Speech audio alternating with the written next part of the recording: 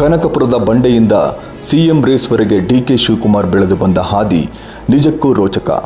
ಅವರನ್ನ ಕೆಲವರು ಕನಕಪುರದ ಬಂಡೆ ಅಂತಾರೆ, ಇನ್ನು ಕೆಲವರು ಕರ್ನಾಟಕ ಕಾಂಗ್ರೆಸ್ನ ಟ್ರಬಲ್ ಶೂಟರ್ ಅಂತ ಕರೆದರೆ, ಮತ್ತೆ ಕೆಲವರು ಸೋಲೆ ಇಲ್ಲದ ಸರದಾರ, ರಾಜಕೀಯ ಚದುರಂಗದಾಟದ ಅಪ್ರತಿಮ ಮಂತ್ರಿ ಅಂತಾರೆ.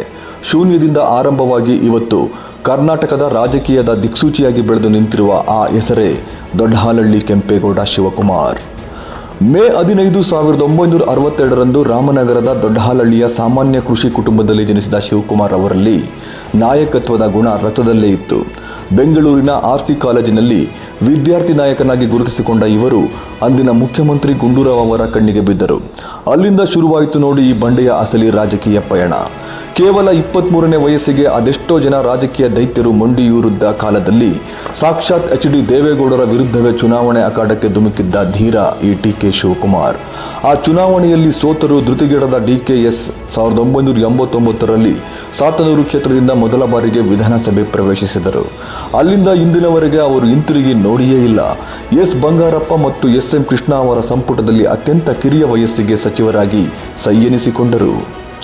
ಕೇವಲ ಸ್ವಕ್ಷೇತ್ರ ಅಷ್ಟೇ ಅಲ್ಲ, ದೆಹಲಿ ಮಟ್ಟದಲ್ಲಿ ರಾಜಕೀಯ ಪಕ್ಷಕ್ಕೆ ಯಾವುದೇ ಸಂಕಷ್ಟ ಬಂದರೂ ಹೈಕಮಾಂಡ್ ನೆನಪಿಸಿಕೊಳ್ಳುವ ಏಕೈಕ ಹೆಸರು ಡಿಕೆ ಶಿವಕುಮಾರ್. ಮಹಾರಾಷ್ಟ್ರ ಮತ್ತು ಗುಜರಾತ್ ಶಾಸಕರನ್ನು ರಕ್ಷಿಸಿ ದೇಶದ ರಾಜಕೀಯದಲ್ಲಿ ಹವಾ ಸೃಷ್ಟಿಸಿದ ಕರ್ನಾಟಕದ ಅಸಲಿ ಟ್ರಬಲ್ ಶೂಟರ್ ಇವರು. ಆದರೆ ಇವರ ಹಾದಿ ಅಷ್ಟು ಸುಲಭವಾಗಿರಲಿಲ್ಲ. IT, ED ದಾಳಿಗಳು, ಜೈಲುವಾಸ, ಬೆನ್ನಿಗೆ ಬಿದ್ದ ಕಷ್ಟಗಳು ಒಂದೆರಡಲ್ಲ. ಆದರೆ ಜೈಲಿನಿಂದ ಹೊರಬಂದಾಗ ಇವರಲ್ಲಿದ್ದ ಜಿದ್ದಿನ ಕಿಚ್ಚು ಮತ್ತಷ್ಟು ಜೋರಾಗಿತ್ತು. KPCC ಅಧ್ಯಕ್ಷ ಪಟ್ಟ ವಹಿಸಿಕೊಂಡು ಇಡೀ ರಾಜ್ಯಾದ್ಯಂತ ಮೇಕೆದಾಟು ಪಾದಯಾತ್ರೆ ನಡೆಸಿ ಮುಳುಗುತ್ತಿದ್ದ ಕಾಂಗ್ರೆಸ್ ಹಡಗನ್ನ ಕೈ ಹಿಡಿದು ಮುನ್ನಡೆಸಿದರು. 2023ರ ಚುನಾವಣೆಯಲ್ಲಿ ಕಾಂಗ್ರೆಸ್ ಅನ್ನು ಅಧಿಕಾರಕ್ಕೆ ತರಲು ಹಗಲಿರುಳು ಶ್ರಮಿಸಿದ ಈ ನಾಯಕ ಉಪಮುಖ್ಯಮಂತ್ರಿಯಾಗಿ ಜವಾಬ್ದಾರಿ ವಹಿಸಿಕೊಂಡರು. ಇವತ್ತು ಕೇವಲ ಕರ್ನಾಟಕ ಮಾತ್ರವಲ್ಲ, ಇಡೀ ದೇಶವೇ ಇವರ ರಾಜಕೀಯ ತಂತ್ರಗಾರಿಕೆಯನ್ನು ನೋಡಿ ಬೆರಗಾಗಿದೆ. ಇಡೀ ಕರ್ನಾಟಕ ರಾಜಕೀಯ ಇತಿಹಾಸದಲ್ಲಿ ಅತ್ಯಂತ ದೊಡ್ಡ ಸಂಚಲನ ಮೂಡಿಸುತ್ತಿರುವ ಒಂದು ದಿನಾಂಕ ಇದೇ ಜೂನ್ 3.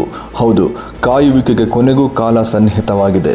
ಇಷ್ಟು ದಿನ ತೆರೆಮರೆಯಲ್ಲಿದ್ದು ಪಕ್ಷದ ಕೋಟೆಯನ್ನು ಕಾಯ್ದ ಟ್ರಬಲ್ ಶೂಟರ್ ಡಿಕೆ ಶಿವಕುಮಾರ್ ಕರ್ನಾಟಕದ ಮುಖ್ಯಮಂತ್ರಿಯಾಗಿ ಅಧಿಕಾರ ವಹಿಸಿಕೊಳ್ಳಲಿದ್ದಾರೆ.